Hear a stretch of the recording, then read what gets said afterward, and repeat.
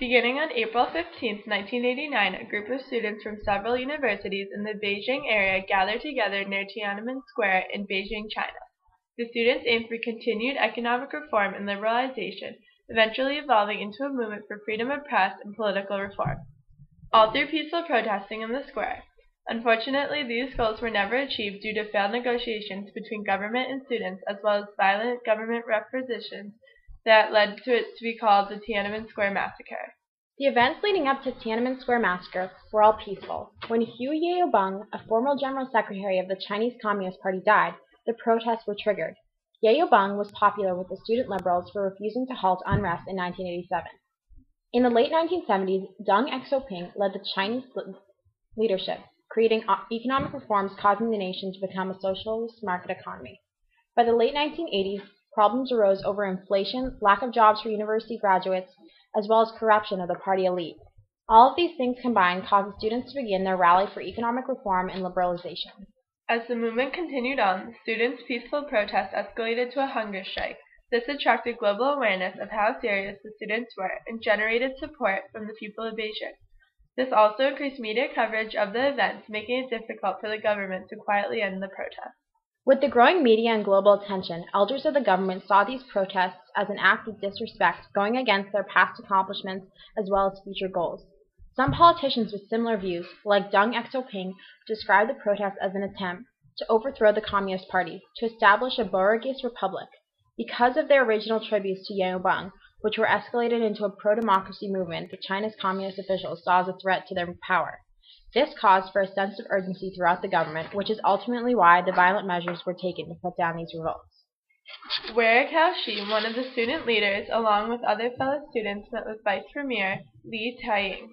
Due to technical difficulties, the meeting never was broadcasted, causing 2,000 students to arrive at where the meeting was in confusion, and accused the student leaders of conspiring with the government. When the crowd began to get rowdy, Cao Shi attempted to speak to the students, but his efforts were vain. This incident revealed how unorganized the students' cause was and further divided communications between the government and students. Strains within the government caused it to become a power struggle between reformers and reactionaries. On May 20, 1989, the Chinese government declared martial law on the students in Tiananmen Square. The act of martial law temporarily imposes an area to state or national military forces when civil authority has broken down or during wartime military operations. As part of martial law, China was able to use its People Liberation Army, created to serve and protect the people of China, to break apart the protests.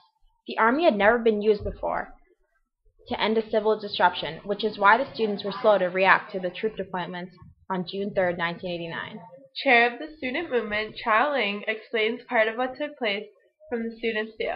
We stressed the principle of peaceful struggle. Many workers and civilians said that the soldiers were fully armed to kill, so we were justified to arm ourselves for self-protection. We were fighting a battle of love and hate, but not violence against violence. If we had lost our senses, as those soldiers did, and used sticks and other weapons to fight against their machine guns, it would have been the greatest tragedy. We were only waiting for the moment to dedicate our lives. On June 4, 1989, the students were fired upon by its People's Liberation Army as an act to end the protests, causing chaos and panic. The Chinese Red Cross estimates that 2,600 people were killed and thousands more were arrested. The effects of the massacre have led to a ban on foreign press, as well as restricted Chinese press. Even now, all information regarding this event is blocked in China. In reaction to the massacre, China has experienced economic sanctions and scorn from other countries, including many Western ones like the U.S. But China continued on with its policies towards civil disruptions. Beijing remains in denial and repression of the day. On the anniversary of the massacre, there is a heavy police presence, as well as all international news broadcasts are blocked. Hotels are even instructed to unplug their satellite connections. The images of the helpless students being attacked by a full-blown army and tanks are images that will forever haunt the people who witnessed the event, as well as a reminder to the world of the cruelty and repression towards human civil rights.